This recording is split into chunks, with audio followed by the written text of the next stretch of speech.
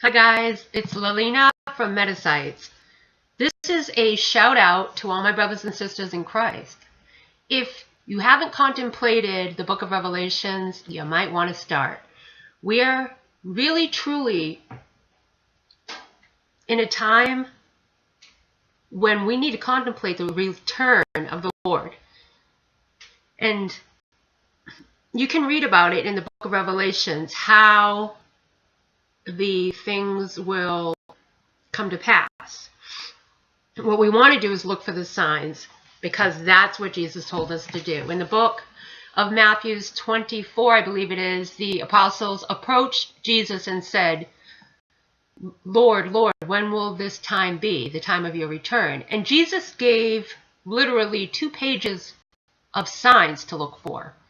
And we have lived those signs. They have all come to pass. We have watched the fish of the sea and the birds of the air die. We have watched the sea turn to blood. We have watched the moon turn red as blood. We have seen these things come to pass in our time. Even Revelation 12, where the woman sat with the sun at her shoulder and the moon at her feet and a crown of 12 stars at her head, just recently happened in 2017 in September. It was a star chart. So this has all come to pass. We are there.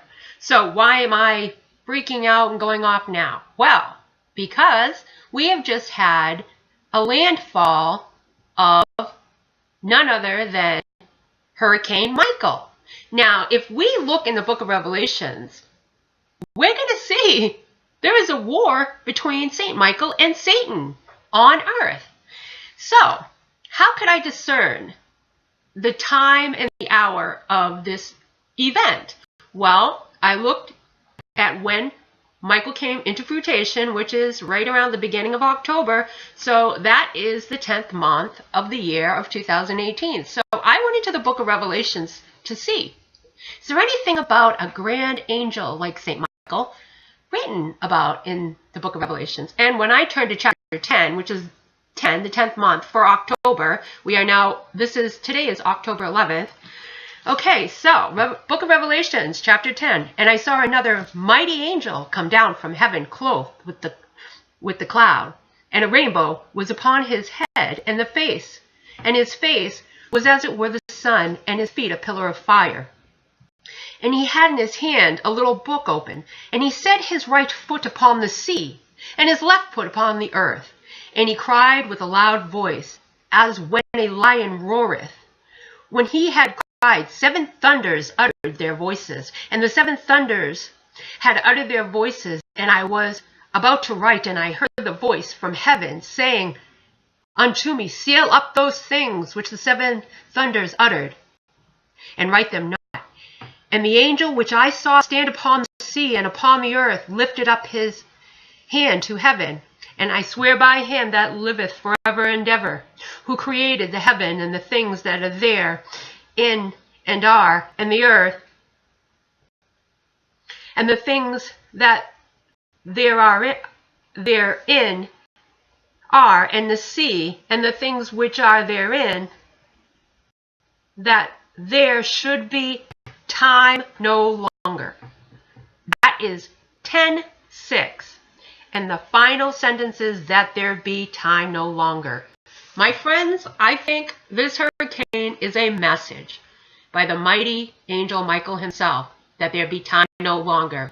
Friends, we are in the book of Revelations, and we need to take notice that, the time is upon us, and this is a wake-up call and a shout-out. It is really time to wake up. And if you think about it, we have had 2 other messengers in the last 2 years. In 2016, Hurricane Mathew went right up the coast of Florida, but didn't touch it, but went right along it. Mathew, imagine. I'd say that was a warning. And then last year, we had Jose and Maria, and they pummeled, Irma pummeled Puerto Rico. Jose and Maria weren't far behind. And the funny thing is Jose is the Spanish word for Joseph, and Maria is the Spanish word for Mary. I think we're being told something here. And now this year we have Michael. Well, friends, the mighty angel has put his foot on the earth and in the sea. And we need to take notice. And in case you're wondering what this is, check out Revelation chapter 10 and start reading, because the angels are here. He's the seventh angel before the Antichrist power shows its mighty hand. Beware, we're in the hour. Jesus love you guys.